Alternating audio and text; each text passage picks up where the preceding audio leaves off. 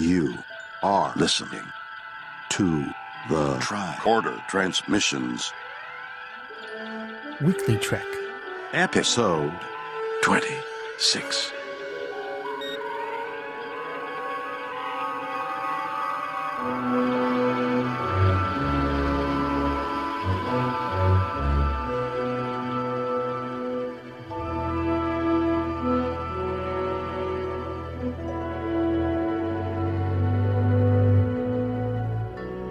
Welcome to WeeklyTrek, a proud member of the Tricorder Transmissions podcast network. This is your roundup of everything Star Trek that happened this week. Transportation of major updates, replication of new merch, Section 31 caliber fan speculation, whether you were unconscious receiving a vision from the prophets or had Borg nanoprobes erase your short-term memory, WeeklyTrek is here to catch you up. My name is Jamie McGregor and I'm joined by Politrek's host and Trek podcasting polymath, Shashank Avvaru. What are we discussing today, Shashank? Today we are discussing a bunch of news from across the galaxy, including in action figure news, the McFarlane figure finally arrives, along with the controversial mirrored Mego surfacing online. Janeway wants to star in a Trek movie, but there is a catch or two. More details about future Trek shows.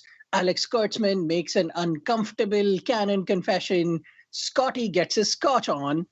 The full cast sits down for a Discovery interview at DST. New Starship beams on board, courtesy of What We Left Behind. Plus, we have a roundup of those reviews. And before we get out of here, we have some more details on the IDW comics, plus a new one-shot that was announced at DST. We couldn't do a weekly shot without something comic-related, could we, Shashank? No, that's the only way I know how to do this. You know, I would normally be okay recording today, but I am really, really angry and I need to report a crime. A bunch of people across the pond are having Star Trek fun and I'm not there. It's just not cool. It's been fun living vicariously through all the people that got to enjoy 3 days at Destination Star Trek in Birmingham in the UK. It looks like everyone's had an absolute blast. I think, what have you been most envious about from across in the UK? Somebody, I can say who it is. It is Marina Kravchuk. She is part of the Tricorder family. Yeah, surely. She posted a photo of that she got at DST with Quark. Yes, Armin Shimmerman in full costume as Quark at Quark's. That's the best photo op in the world. There is no better photo op. You could give me $1 million and say, take this, or behind door number 2 is a photo op with Quark. I would take the Quark photo op and find some way to get those $1 million. But he looks fantastic too, because they had the proper makeup. They didn't, you see the Klingons turn up and Max Grodénchik and Aaron Eisenberg as Rom and Nog appear with this kind of three-quarter kind of makeup. They did the full deal on Quark, and there's actually, I read in a tweet that, or I think it might have been an article online where apparently he looked at himself in the mirror and said, geez, I look 20 years younger. And really, he looks like he's just stepped off the set, doesn't he? I hate everything and everyone, and I don't know if this bottom will go up, man. There is nothing in the world I would not have given for that photo op. How good. All right, let's kick off with our roundup of Trek news, and we're going to start with those of you who are interested in the action figure collections, and McFarlane figure line has finally arrived, and they've released their Picard and Kirk likenesses. What do you think? To give you some context, these were announced a few months before STLV 2017. That was when these figures were announced. STLV 2017 was my first STLV.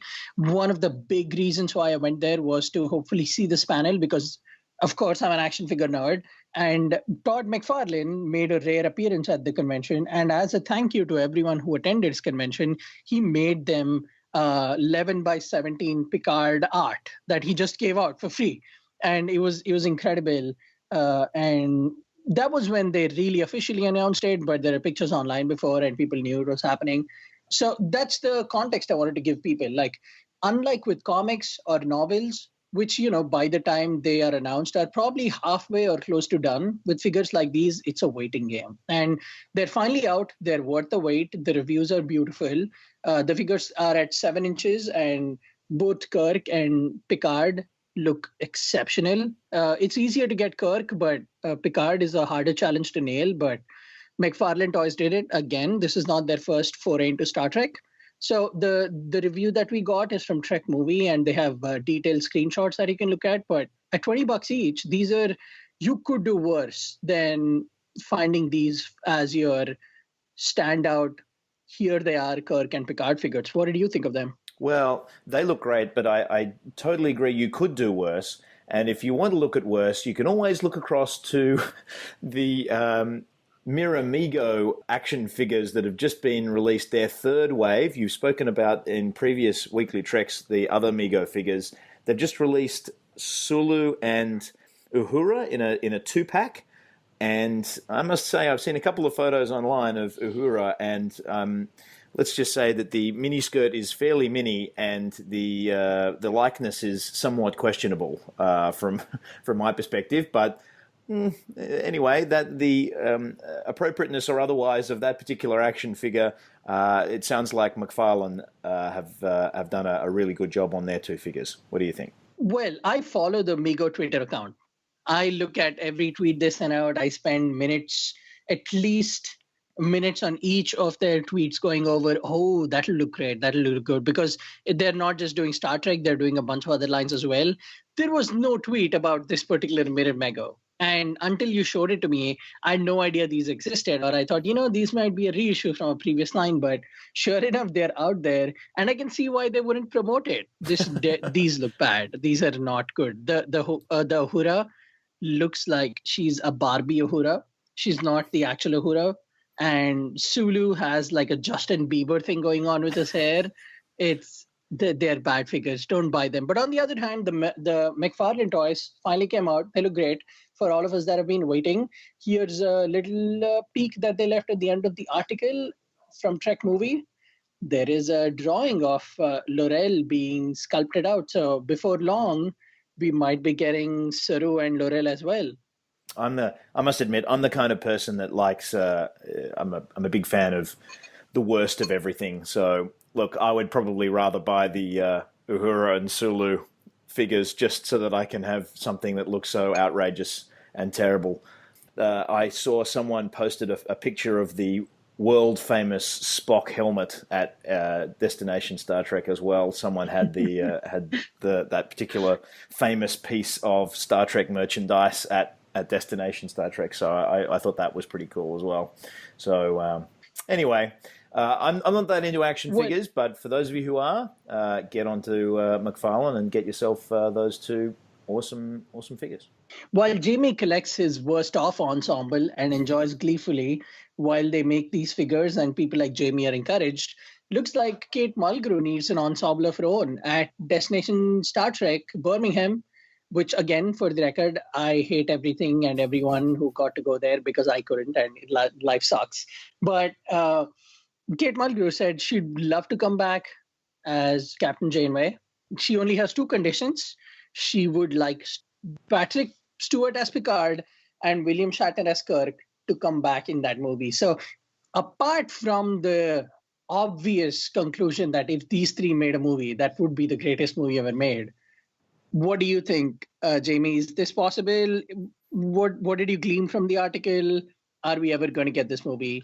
Is our life that good? I gleaned from this article that Kate Mulgrew knows how to play an audience, I think. That's what I gleaned from this article. And I'm sure that while I'm sure it's also true that if she was presented with such a script, she would say yes, that's not going to happen. And I think that she was being very polite to a very keen and excitable audience.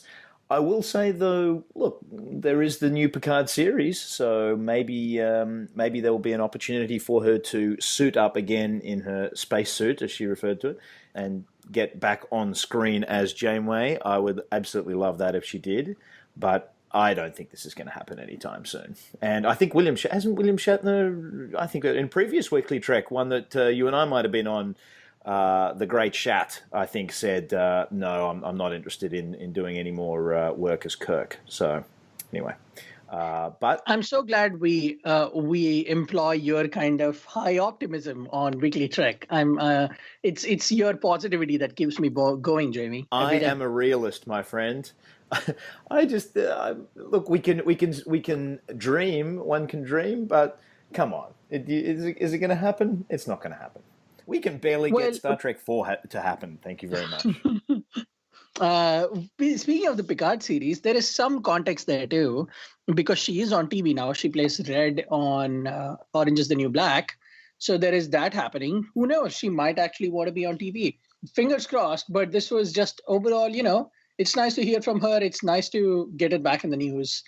I don't think this kind of thing would have come up if Star Trek wasn't back in such a big bad way with Discovery and possible movies and Picard show updates coming through every now and then. So it's just nice to hear from these people again. What is that? Is that fair to feel? Absolutely. Is that a valid conclusion? Absolutely. I mean, it's the golden age of television at the moment, and isn't it great that Star Trek's a main and serious player in that sphere? And I mean, there were indeed more details at DST as well about future Trek shows. There were some comments made that they were going to try and make sure that the shows that they do provide are different in style. I think we even, maybe on the last Weekly Trek that you and I were on, we talked about the possibility for some fatigue, Trek fatigue creeping in if there's going to be all Star Trek all the time. And the executive producers of Discovery and the Picard show, Heather Caden and Alex Kurtzman, were very clear in saying, look, we're going to make sure that doesn't happen. And I thought that was a reassuring piece of news to hear, that they're going to have breaks in between the shows so that burnout doesn't actually happen. And I'm curious to know what you think about the notion that that the Picard series, Discovery, and whatever else they do will each have a different tone. What do you think that actually means, practically speaking? Well, the closest thing I can look to for an example of something like this to avoid burnout is the Marvel Cinematic Universe. The MCU succeeds largely because each of those individual character movies have a separate tone. Yes. The Captain America movies have grown to become a spy thriller genre, more or less. The Thor movies each now have a tone of their own, and the third one is the most successful, but its tone is insane. It's a crazy space adventure. It's Flash Gordon almost. And then you have movies like Ant-Man, which are almost comedic. They're crime caper comedies. They're like Ocean's 11 being made in the Marvel Cinematic Universe. So for these to work, much like in the MCU, I think the only way to go is to give them all their own tone. Unlike in the 90s and 2000s, where you could definitely sit and find out minutiae about how all the Star Trek shows differed back then, but they more or less, they took place in somewhere in a closed off location in space. They had their challenges, and there were differences, sure, but they were adventures of a group going together into the brave unknown. And I think the only way to work now, when there is so much television and so much good television, is to actually get each show its own tone. And each shows have to not only stand separate, but there is also the question of canon, which we'll talk about here in a bit. But they have to connect. There is that responsibility, because why else would people watch if they're like, oh, none of these have no connection? Why would I watch all of them? So it's a very thin line that they have to draw. But to answer your question, they need that new tone. I think it's necessary for them to succeed. I couldn't agree with you more around your point about the MCU. I think you're spot on, and I can only hope that Alex Kurtzman takes that lesson on board, and we deliver a similar suite of offerings to Star Trek watchers that the MCU is providing to admittedly a much wider, broader audience. And I for one can't wait for Picard to be a buddy comedy cop show. So that's going to be great. I'm not sure who Picard will be solving crimes with, but I can't wait to find out. So that's going to be awesome. One more thing about this article before we get out is that they are not ready to talk about an animated show yet, which kind of I'll tell you my thoughts. But what did you get that? Did you think about that at all? Did that register? Well, The only animated show I want is, unfortunately, I want the further animated adventures of DS9, which the writers have actually done some animation in the What We Left Behind documentary, which again we'll talk about in a little bit.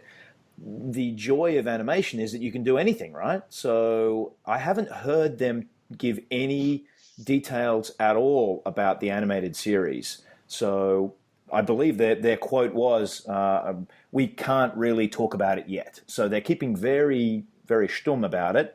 Do you have any suspicions, or what would you want the show to be if you had a chance? Okay, Paramount, CBS. I know you're listening. Listen to me carefully. You give us a manga-style story about a lone Starfleet officer who's stuck on an alien planet, and crazy adventures ensue, and all he has is his trusty spaceship and his wits, and the only way he can survive is by being the baddest officer in the galaxy. Sulu, a Star Trek story, anime style. Let's go. Let's make it happen. CBS, don't mess with me on this. I need it. I want it. Well, you know that George Takei, I'm sure, would provide the voice for that 100% if he was given the option. So, your campaign for Star Trek: A Sulu Story, which began several episodes of Weekly Trek ago and was then not yet confined to a live-action film, has now branched out into animation. And when that fails, I'm sure you're going to pitch a miniseries, and potentially after that, maybe a TV show. Are there any formats in which you would not be happy to see Sulu, a Star Trek story? You know, it might be hypocritical of me for saying this, but a radio drama format will just not work. Those are dead. Radio drama, I would take that. With George Takei's voice, a radio drama would be phenomenal. Shashank, I can't believe you don't want a radio drama with George Takei. This is a very disappointing episode of Weekly Trek. Well, now we are even. You disappointed me on those action figures. Here I am disappointing you in this. 1-1. Okay, now if you are one of those crazy, fans out there, and I believe the term is gatekeeper, what would drive you crazy would be the notion that the executive producer of all of these Star Trek shows said publicly that you can't keep canon consistent, and that would drive you insane if you're one of those kinds of people. Is that right, Shashank? Yes, that's why there's a lot of hate for Discovery in a lot of ways, and for these new short treks, and for the Kelvin timeline to a certain extent. But yeah, those gatekeepers, there is that sentiment, and they will not enjoy at all this new update we have for them. And if I was running a website and I wanted people to click on it, and in particular I wanted a large number of people to click on it who are angry Star Trek gatekeeper fans, I would use the headline, "Star Trek boss says it's impossible for the entire canon to sync up perfectly." That's kind of like crack for gatekeeper Clickbait? Star Trek fans, don't you think? Absolutely, it's gatekeeper clickbait. That's how you get those. If you actually read what Alex Kurtzman said, he indicated that what he was talking about by trying to maintain continuity was across all of the formats of Star Trek. And in particular, he was referring to book series and graphic novels and things like that. And I think everyone is at peace, are they not, with the notion that you can't make canon sync up perfectly across all of those extended properties. We have a Star Trek canon, which is what appears on screen, and then there's everyone else's imagination. And if anything, what they're currently doing, I believe, and I'd be interested in your perspective on this, being a much closer follower of the comics, is there is actually some coordination now between the different properties and between the book writers and the comic writers and the show writers in a way that we actually haven't had before in Star Trek. So if anything, they're doing a better job now of trying to keep those things in sync than they ever have. Would you agree with that? Absolutely. You know, as a comic nerd who has been reading them since I could read, really, I accepted a long time ago that the Batman I read in a comic will never be the Batman I see on screen. And that's just how the world is.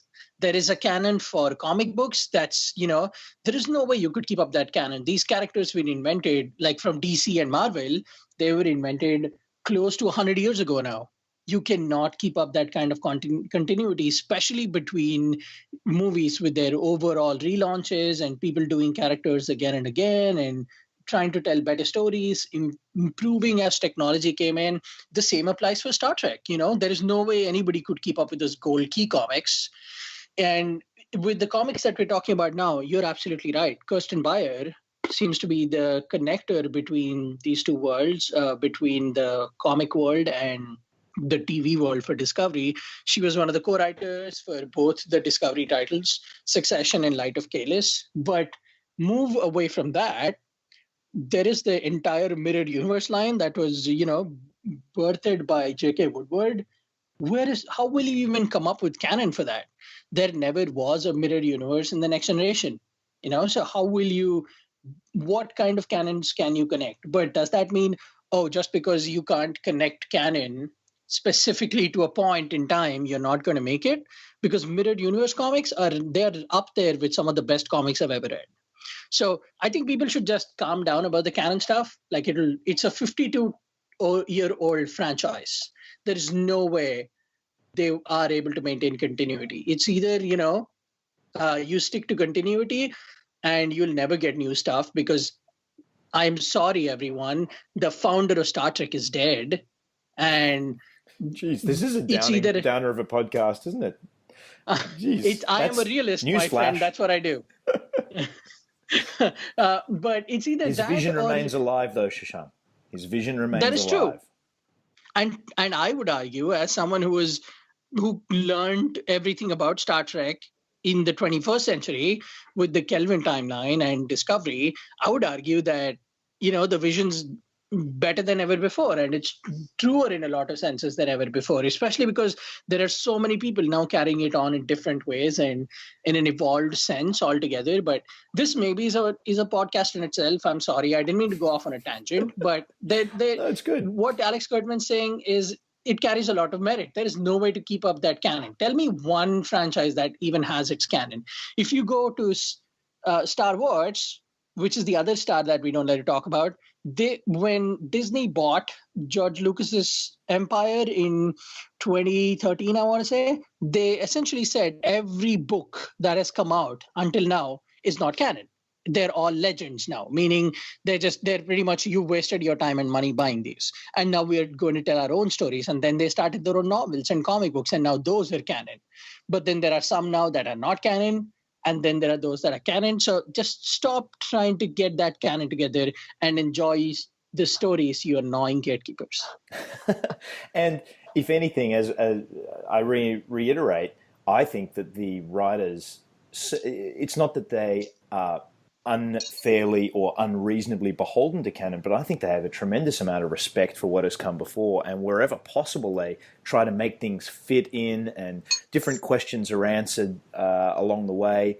I think everyone can take a chill pill on that particular front, and the clickbait headline writers across the internet will just have to move on to their next topic. But I'll tell you what was clickbait for me, Shashank, and that was finding out that the Silver Screen Bottling Company, the bottling company behind the James T. Kirk bourbon and the 10 Forward vodka, have just announced what I think was an inevitable item of alcoholic derivation from a Star Trek point of view, which was the Montgomery Scott blended Scotch whiskey release, and that is going to be available very soon. And despite the fact that the great Trek Profiles John Krikorian commented that OK blended Scotch is for heathens, I am still looking forward to this particular item on the grounds that if you're going to be an alcohol company and you're going to be selling Star Trek related items, is there anyone in the Star Trek canon from the previous discussion that loved a good whiskey more than Scotty? I'm not sure that there was. I don't think there was either. Although some of the decisions Kirk made, you'd think that guy was drunk all the time. I do think, while kudos to the people who came up with this, I think they missed out on a great name by not calling it Scotchy, just keeping it simple. Oh dear. Yes, But that's great. I understand that there is certain elegance there. As someone who doesn't drink alcohol, I will wait till one of my friends drinks this, and then I'll keep the bottle just for the novelty of it. It's my continuing tradition of stealing containers from people and saying that I own the actual alcohol, even though all I really own is the container. Yes, I believe I saw one of those containers at STLV. It was the profit motive beer, right? That is correct, sir. And you were not responsible for the draining of that bottle of its contents. It was a sweet lady who was holding the bottle, and I went up to her and I asked her, "Hey, can I have that bottle?" And she said, "You sure, creepo?"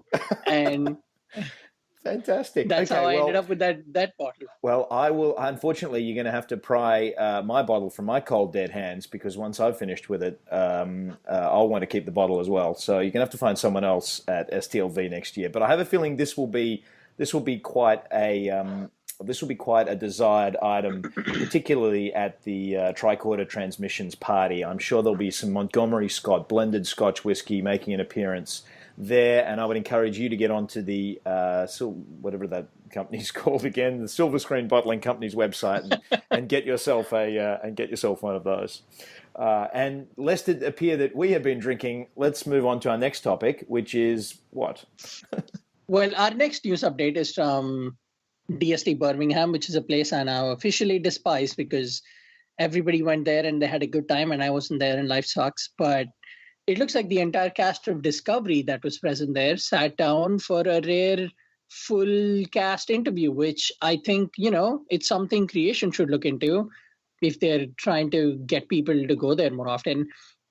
They got the entire cast together and people answered a bunch of questions ranging from optimism and science, and there's some humor in there, and of course, there was another stammered Skullberg question. Why wouldn't there be? So, a lot of topics to cover here. What did you think of this interview that was reported by Trek Movie, Jamie? I think let's deal with the convention side of it. Yes, they did have the full cast there, and I think they did so also for DS9. Had a whole cast panel as well. They do things a little differently, I think, at Destination Star Trek. I believe most of those panels are paid panels, so you pay a certain amount to go to the convention and you pay additional amounts to go into the particular panels. Of course, we know the 30th anniversary reunion show for TNG, that was an additional cost at STLV and caused a little bit of a ruckus when it did, but look, more of those panels would be great. In particular, they did a photo op, and I've seen a couple of people's photo ops, and that cast, you can tell, gels really well together, and it makes for a fantastic photo op. And I don't know if you've seen a couple of the people that got a full cast photo op in Birmingham with the Discovery cast, but it looks phenomenal. By massive comparison to the people that shelled out $1 gazillion for the full cast TNG photo a couple of years ago, which looked like everyone had been put in formaldehyde before they actually made an appearance in the photo op. As for the actual interview itself, the Discovery crew, I think, have been at pains to point out that the tone, given that we were speaking about tone earlier, of this Season 2 will be different than Season 1, primarily because it doesn't focus on the mirror universe and the resultant dark tone that could come from that. And so there'll be a lot more humor, a lot more positivity, and I'm excited to watch that when it comes onto the screen. And it looks like the cast themselves are having fun putting that together. So, and I think we are both excited for Season 2, and we're trying to listen to these interviews and read the content, but try and avoid spoilers at the same time. Fair enough? Well, if it was up to me and I wasn't hosting a show in which I was required to read updates, I probably would have stopped a while ago. I would have just watched short tracks and waited for Season 2 to come in. But for people like me, it's to my benefit in a way, because these guys know exactly what to give. By reading these long interviews in which they talk about, for example, in this one, they talk about there's going to be more science. We're probably going to get to eventually having more episodic episodes. And instead of the long story arcs, we'll get to the Enterprise and the Starfleet we're familiar with. I feel like I'm getting so much, but really I'm not getting anything. Like, there is not a single story point in there, no plot points, no character turns. Yes. So it's great for me. And it's like they're giving us a whole lot, and then they're not really giving us anything. it's a really cool communication tactic that the entire cast has built up. But I'm glad we keep getting these interviews. As they keep coming in, we will keep covering them. But rest assured, I don't think any of these people are unintelligent enough to throw out any major spoilers. Speaking of spoilers, I will admit to being a little bit bemused that there could be such a thing for a documentary, but if anything, there seem to have been some spoilers released for the documentary of What We Left Behind, which is the Star Trek Deep Space Nine retrospective documentary. And if you're interested in hearing spoilers for that, listen on. If you want to come to that particular documentary not knowing anything about it, skip ahead a bit. But usually a documentary isn't the kind of thing where you go, oh, there are spoilers for this movie. But it seems that with What We Left Behind having a segment in which the writers of the show get together and imagine a mythical, non-existent but imaginary season 8, which then gets some animated support in the documentary, I'm led to believe. There is something I don't actually think I can't think of anything like it happening previously, where within this mythical season 8, a particular character who shall remain nameless becomes captain of a starship, and they have done a design for the starship which is only part of an imaginary season 8, and it is called the USS Emmett Till, and I believe that Eaglemoss will be creating a model of this documentary-based starship. I haven't heard anything like this happening before. Shashank, have you heard of anything like this? Well, I don't know if there are starships that you could consider that are made from something, relatively this obscure, but there are a lot of really good ships in Star Trek Online. And granted, Star Trek Online is not canon, and I hate limiting ourselves to that, but I really wonder if there are actual starships that were made by Eaglemoss from Star Trek Online. If there aren't, I think they should. But yeah, before I talk about the actual ship, just big props for them for the name. Did you know Emmett Till is the name of a civil rights icon? And that's so cool that they decided to do that. He was a young African-American boy lynched in Mississippi at the age of 14. Can you believe that? That is correct. And 1955. Yeah, and I'm not at all surprised that Ira Stephen Bear and the writers would choose to honour his name with this particular starship, given the very close relationship that Avery Brooks and the show itself had to the various themes of racism within the show. So yeah, what an amazing choice to put into the documentary, and designed by John Eaves. Oh yeah, absolutely. The name itself is now a strong contender for favorite name for me. Before it was USS Bradbury, who I always assumed that was named for Ray Bradbury, who's my favorite science fiction author. But just the ship looks beautiful. Again, I know we don't want to get into a huge amount of spoilers. I have some theories about where that ship might have been forged from. And just it looks great, and it's a beautiful ship. I'm excited to see that Eaglemoss design. What did you think about just the ship in general, Jamie? Anything you would change about the ship? No, it looks amazing. And I mean, there are some people that don't like John Eaves' designs themselves. I mean, there's no accounting for taste. They looks great to me, and I think to have a tie-in with Eaglemoss and the documentary and anything that is more and better DS9 is exciting for me. So I was just delighted to see that Eaglemoss is on board, that CBS is obviously very supportive of the documentary, and in order to allow this kind of licensing to occur, they've been very supportive of the documentary, generally speaking. And I'm just really impressed that this kind of thing would even happen from the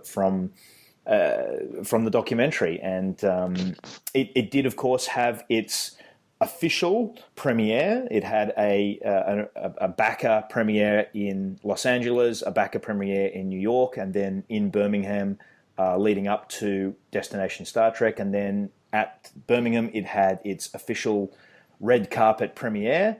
And isn't it exciting that we will very soon, I hope, be getting our streamed or DVD or Blu-ray copies of the documentary? I think Ira Bear was quoted as saying they did the entire show in 7 seasons, but it's taken them 5.5 years to make an hour and 50 minutes of a documentary. So he's given that, it certainly has had a lot of love put into it, and I imagine you, as I am, are excited to see it when it finally releases. Absolutely. I cannot wait to get into really the most exciting part for me is that segment about season 8 and what that might be. I really, really hope that Paramount is watching and CBS are watching, and in some form or another, we do get something from season 8, maybe even a comic book series, because they're drawing all of these up, right? They're all animated at this point. At least give us a comic book series. Give Ira Steven Bear and his writing team, get 2 or 3 of them together, get some artists and make that happen. I know people will buy it. I know I will buy it for sure. But speaking of the documentary, I believe you have some roundup of the reviews, don't you, Jamie? I'd love to hear them. Well, I haven't read any formal reviews just yet, but there have been plenty of fan reaction on Twitter from those people that actually got to see the documentary over the last couple of weeks.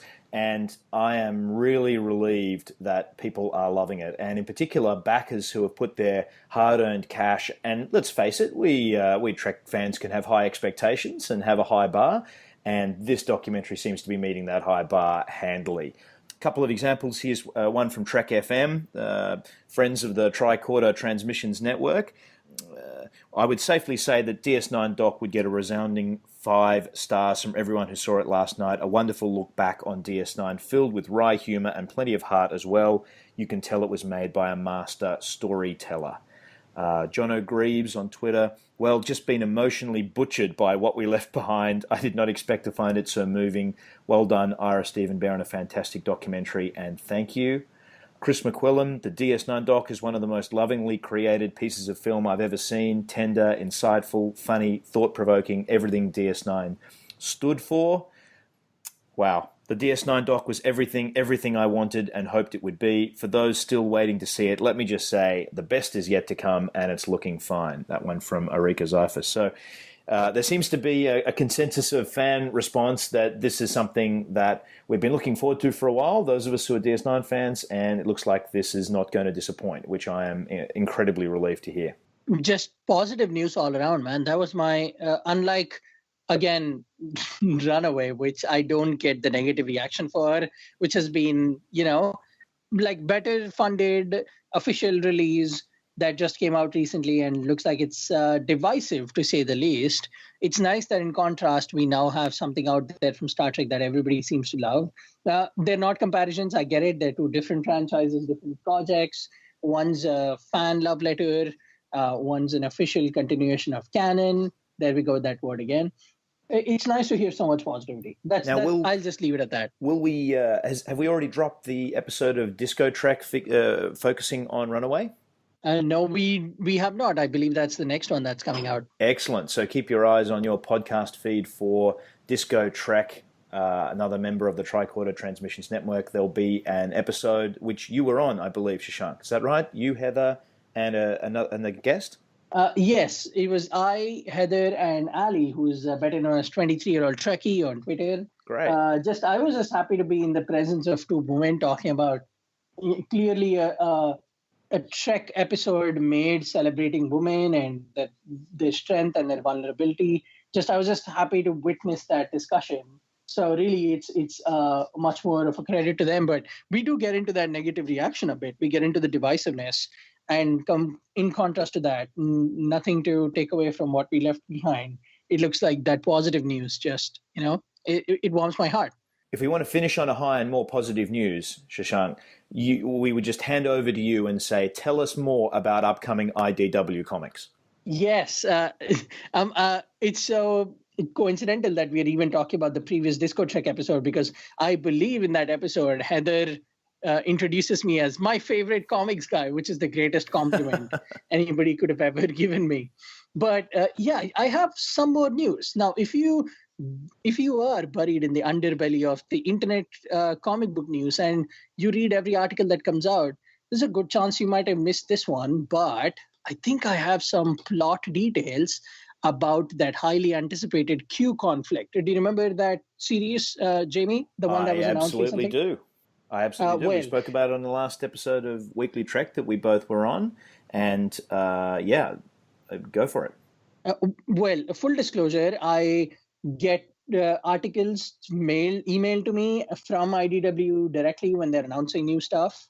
One thing that might have been lost is that they sent in their list of all the comics that are coming up. There is Star Trek versus Transformers that's happening. There is the Picard one-shot, which is the IDW 2020 line. But somewhere in there, I don't know how this was missed, but there is a little paragraph that talks about the plot of the Q conflict. And spoiler alert for people who don't want to read this, maybe you can just skip ahead maybe 30, 45 seconds or maybe a minute because I want to hear what Jamie has to say. But here's the official synopsis that was released. When a dispute between godlike beings threatens the galaxy, it'll take all of Starfleet's best captains to stop them. Join Kirk, Picard, Janeway, and Sisko as they go head-to-head in a competition that will determine the fate of the Earth and beyond. Will they be able to emerge victorious, or will they be torn apart by the Q conflict? A soon-to-be classic 6-part miniseries begins here. Hey, okay. All right, I like it. First off, just reading it gave me goosebumps. I don't know if that did to anybody there, but that's just how much of a comic nerd I am, that I just getting to see these guys compete in the amazing race of Star Trek is kind of crazy. The Hunger Games of Star Trek, is that what it might be, we think? A absolutely. For survival? Hunger Games. Or it could Game of Thrones, Hunger Games, all of those.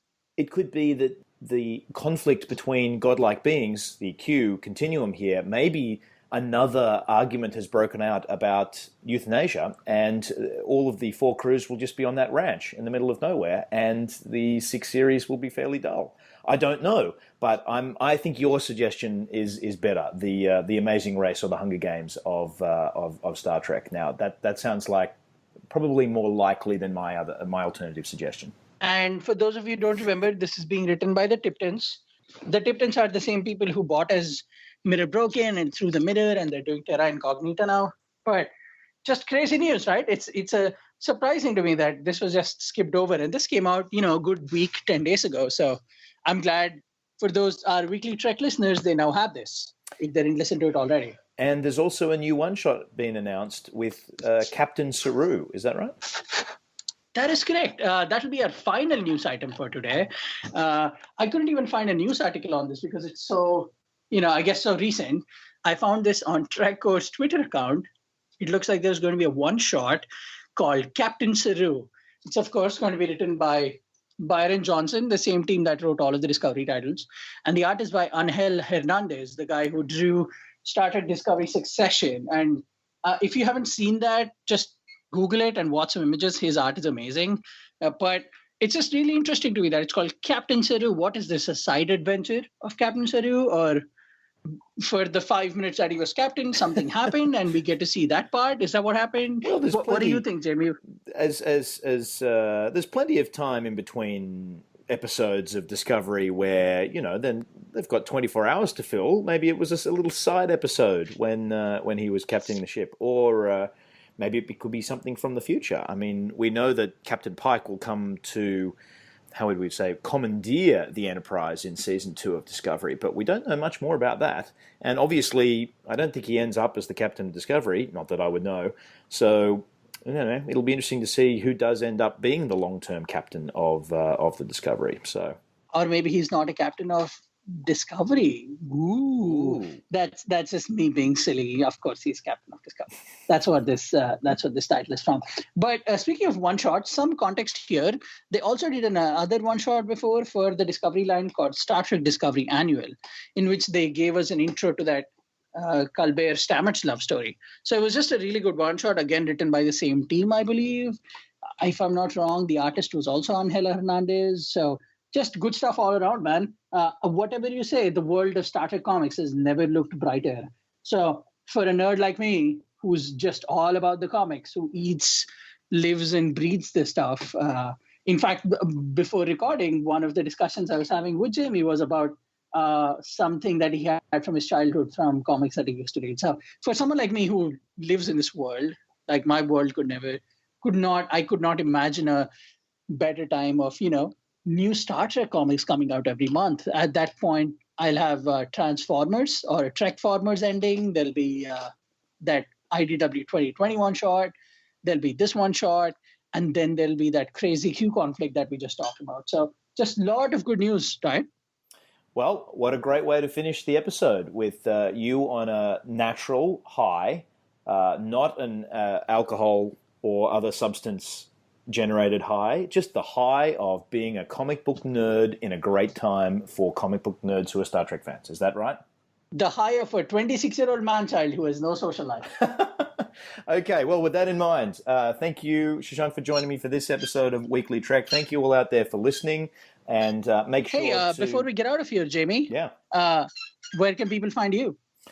People can find me on Twitter if you're desperate at jmac_ref, JMAC_REF, and people can find you also on Twitter, Shashank. That's true. For people who are not desperate and would just like to have a good conversation about busts, people can find me on @gutted_hero. That's my Twitter account. Okay, and you can chat to them in between patting and calming down Zod, the dog. Just before we get out, I believe the show's Twitter account is @weekly_trek. On Twitter. And you can listen to us on the Tricorder website. That's the tricordertransmissions.com. Consider becoming a Patreon. That's patreon.com/the Tricorder Transmissions. For just $1, you get all kinds of crazy extra content, like an entire episode in which I try to calm down my dog while recording. Just fantastic. Just and you can get people's bang for your buck. Get people's random Google searches in there as well. Okay, well, thanks to all, and we'll catch you on the next episode of Weekly Trek. So from me, it is bye for now. Live long and prosper.